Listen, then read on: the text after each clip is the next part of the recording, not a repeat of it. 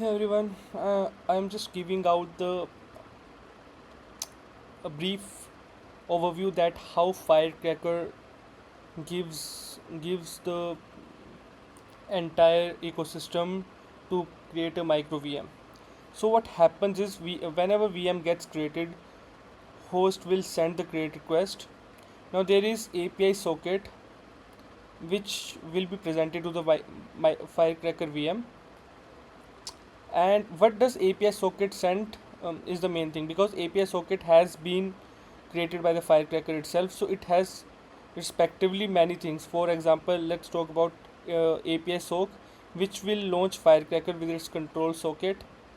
After that, put boot source, kernel path plus boot arguments, again the kernel.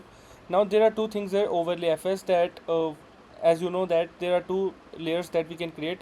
Writable will be the one who will come at the top, and lower will have the read root fs. So this will be shared one across all the micro VMs, and this is the writable which will be given per VM to the shared base. So what happens is it helps us to boot really fast, because we are not giving entire for example 128 GB of memory to a single instance. We are just giving out some writable disk to itself, and the readable one is only, and the readable is only on the lower path. So this can be really helpful for optimization part. Now, after that, there will be a machine configuration which will help us to provide vCPU count, memory size, and all this comes from two places. One is from a user itself, and the second one can have from C groups, which will delegate us at the host level.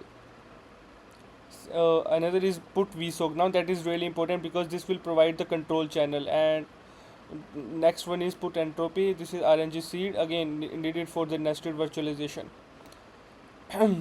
Eighth one is network interface, put action. So these are networking, and we will cover this out again in the next video, but right now these are the things.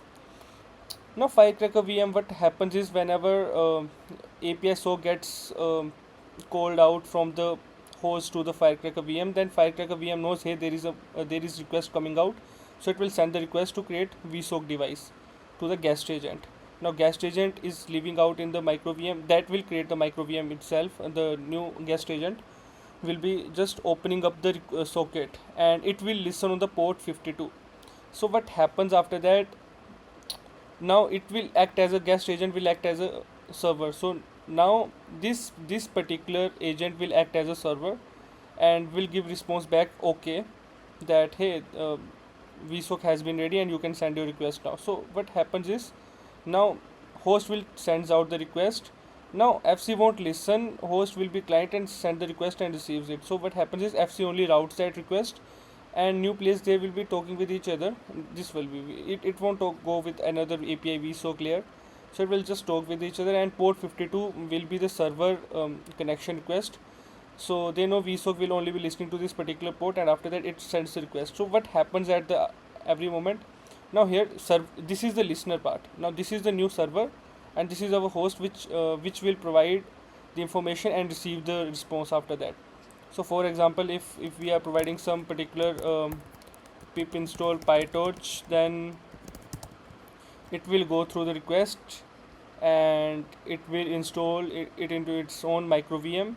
Now here there can be managed disk, that will install all the packages, and that will install the packages, and there will be GPU infra too, because we are installing the pytorch here. So this is a really heavy package. So that's how it all works in a brief manner. See you soon. Thanks.